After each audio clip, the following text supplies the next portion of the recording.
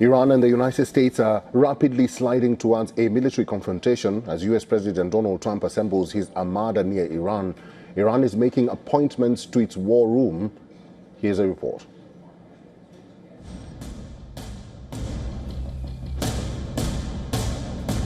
Warships, troops, and the big guns. Donald Trump is continuing to assemble America's biggest ever armada in West Asia. Not only is the world's biggest warship encircling Iran, US Air Force F-22 Raptor fighter jets have set off from America's largest ever base in the UK. So far, this is America's biggest buildup in the region since the invasion of Iraq.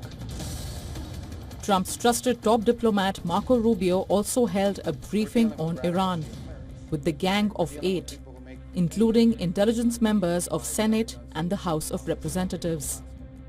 Even as US and Iran are preparing for a third round of nuclear talks in Geneva, Trump remains firm. He vows that Iran is trying to rebuild its nuclear facilities and missiles that might reach not just Europe, but also the United States.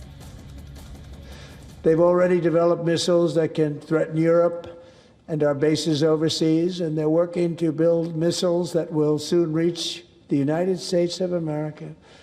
After Midnight Hammer, they were warned to make no future attempts to rebuild their weapons program, and in particular, nuclear weapons. Yet they continue, starting it all over. We wiped it out, and they want to start all over again, and are at this moment again pursuing their sinister ambitions. We are in negotiations with them. They want to make a deal, but we haven't heard those secret words. We will never have a nuclear weapon.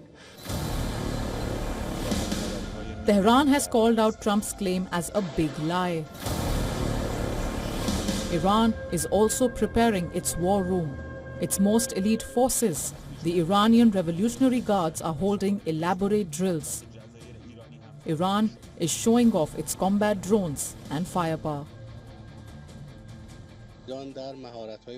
All units across various capabilities, including missile, artillery, drone, special forces, armored and mechanized forces, have designed very effective measures. These plans have been developed based on existing threats. Tehran is also fast-tracking the purchase of China's CM-302 missiles, which are hypersonic anti-ship missiles. If Iran acquires them, the American warships would be in the direct line of fire. The move could shift the military balance in the Persian Gulf. Trump's self-imposed 10-day deadline for Iran is coming to a close. And as US forces gather around the country, Iran is rallying with Russia and marshalling with China, readying itself to respond to any American aggression. Trump is weighing his options while pushing for a deal.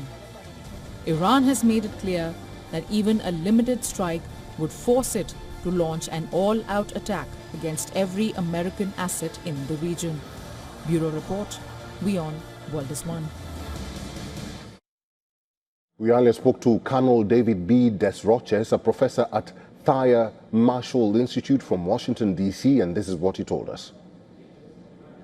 The American aims about missiles, proxy forces, and the nuclear program are constant. I think the reason why we're having this argument right now is because of the protests, which were spontaneous, which caught Trump and everybody else and the Iranians by surprise. And President Trump said that he would support the protesters. And then he turned to his military and discovered that this was probably the first time in 25 years we didn't have an aircraft carrier in the region. But Trump's theory of victory is not a militarily imposed regime change. That's George W. Bush. That's what he ran against. He thinks economic pressure will do it. So Trump views this as a momentary flare-up, as something that is putting Iran in their box and trying to set new rules. But ultimately, regime change has to come from within.